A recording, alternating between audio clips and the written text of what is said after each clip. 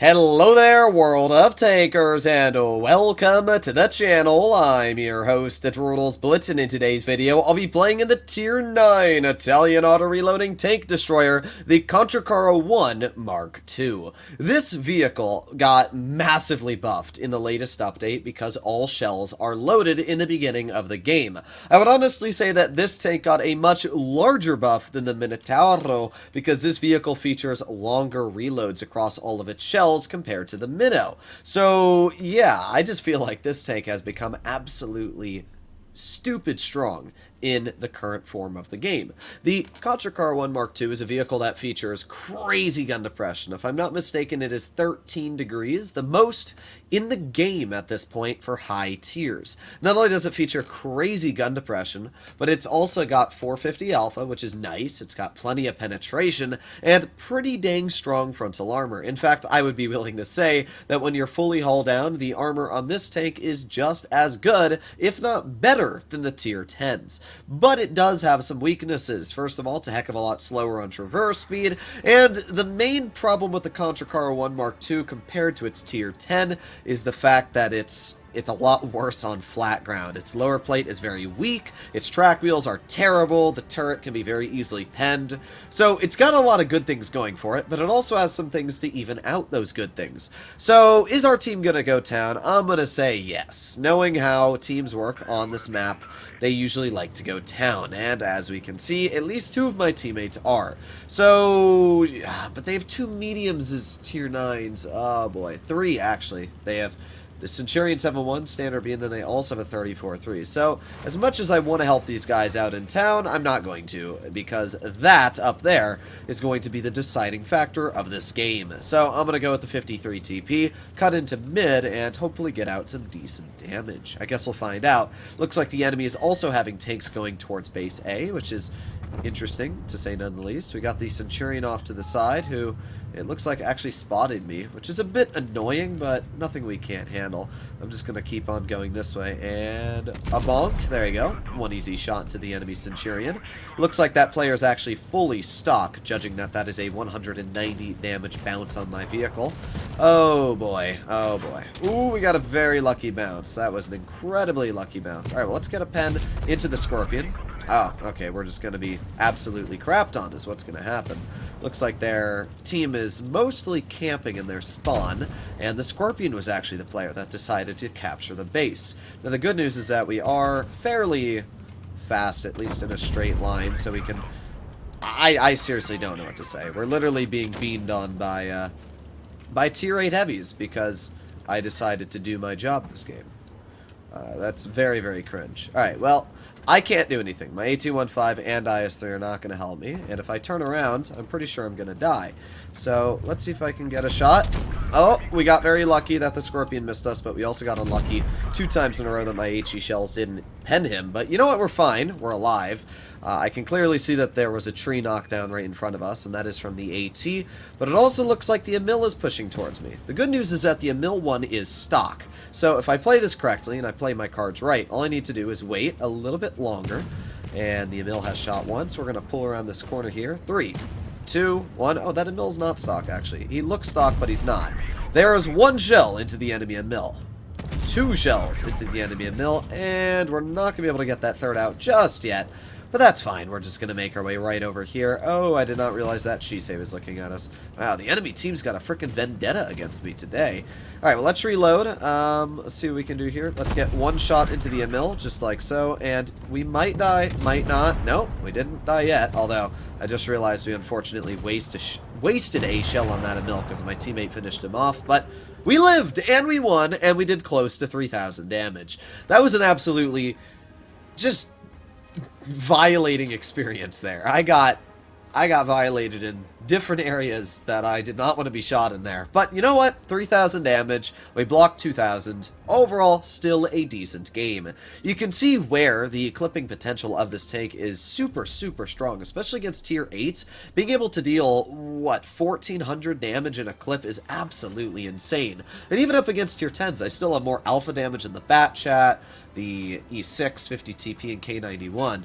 And the only reason their 3 tank destroyers deal more than me is because they are tank destroyers after after all. So we'll see what we can do. We have a flat advantage in this game. Wargaming once again showcasing they do not know how to balance the game, because we can see that I'm at a tier 9 TD, and I also have a 704 in a tier 9 TD, which means we get 2 extra tier 10s on our team that can actually do things. So their only tier 10s are an E6 and a Bat Chat.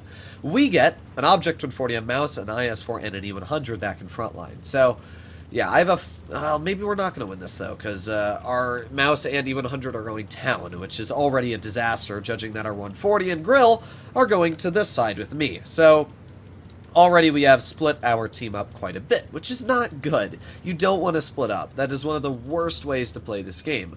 But we're going to see what I can do. There's the E6, and wow, that shell was just absolutely awful. The Contracaro features nice alpha. Unfortunately, it features some of the worst accuracy. That could have been very bad. Okay, once again, oh boy. Well, there goes possibly a lot of health. I can't tell you how annoying it is to get shot by camping tanks every second on the EU server. That's really what I've noticed about EU, is that everybody camps. Like, literally everybody. And I am screwed at this point, because that E6 is going to get off to my side, and with the 183 over here, yeah, well, at least the 183 didn't bend me, and now we got the Minnow shooting me again, and now the E6 is going to flank me, and that's the end of Droodles. Unfortunately, this is a perfect example of where this take feels like crap. The Contracaro is amazing until it's not, and that was just a perfect example. Nobody on the team stuck together. I got stuck in the worst possible position, it looks like, and yeah, so that was a very unfortunate game. Let's do another. Well, well, we did end up winning this battle, so I can't really complain. I will take a victory whenever I can get one.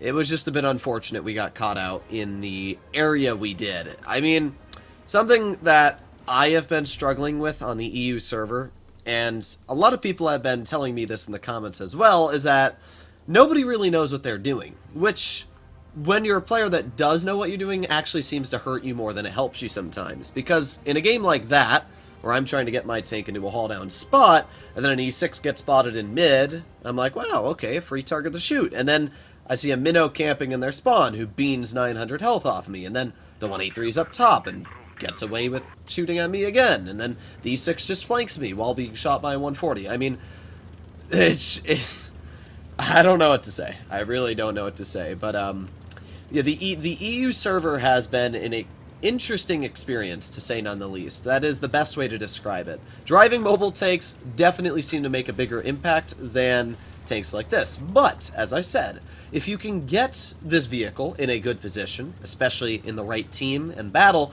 it can be one of the deadliest tanks in Tier 9 to go up against Tier 10s. But we'll see what we can do here. As I at least predicted last game, we still did end up winning the battle because of the fact that we had just better tanks than they did. We can see the enemy 183 spotted right out in the open, and that is exactly who I'm going to shoot at. So we're going to go for one shell into his tank right there, and 2 shells into his tank, just like that, and 3 shells. And there you have it, ladies and gentlemen. That is 1,400 damage we have just dealt to that enemy 183. As a Tier 9, think about that. We are a Tier 9 tank. Of course, my Leopard PTA just managed to equal out all of that damage I've dealt in about 2 seconds. But still, that is pretty dang nasty when you think about it. Now, we can see the enemy TVP is rushing my tank destroyers. And once again, this is a perfect example of where the mobility on this tank is definitely not the best. I mean, it's slow, and unfortunately our 183 is now dead, so we are down 2 tanks at this point. I'm gonna try and aim it on this TVP if we can, and fire. There's 1 non-penning HE, but come on, keep turning your tank. I really want to shoot this TVP, but at the same time, I'm smart enough to realize that if I do, it's probably a bad idea due to the way that this tank's clip works. So we're gonna reload here, aiming, and right into his gun. A little expected, but still a bit annoying. This is a defeat. That's a fact. Our 183 has killed himself. TVP's still completely fine. There's nothing I can do to him. Yeah. Oh well. Oh well. I don't know what to say. This is just one of those games. Alright, well, we got a couple seconds left on our reload, and then maybe we can get some damage out. I'm going to go for the TVP to begin with here, because TVPs are cringe, as usual. So there's one shell into the TVP, 2 shells into the TVP, and you're not getting around me. I'm sorry. I would rather dump my clip and die than get clipped by a TVP. It's just, that's, oh boy. Oh boy. Oh boy. Once again, we can see the, just the atrocious mobility on this tank. It has got to be like one of the most immobile tanks in the game, which is just annoying. I would love to get a shell out before this. Yeah, okay, good. I was gonna say, I just want to get one more shell out before the 183 ends up killing us. We did okay. We did 3,000 damage, which is just the same we did as our first game in the tank. You can see the tank is good. It just doesn't have that DPM sometimes to deal with your opponents. Now, yes, I did dry fire the clip into the enemy 183 at the beginning of the game, but the very simple reason for doing that is because it's a 183, and I'm hoping that my team kills it. But let's be real. When I deal 3,146 damage, and the next highest is an E5 dealing 1,200, yeah, I mean, both of my 183s did 0 damage. I'm still always baffled why people try to tell me the 183 is a good tank when you have people dealing 0 in it. Oh well. Hopefully you enjoyed today's video. The Contra Car was a fun tank, and I've been doing pretty well in it. I got a 79% win rate with 3,200 average damage in the tank, so it's an absolutely fantastic tank. Just sometimes you don't always get the teams you want. I'll see you in the next one. Bye-bye.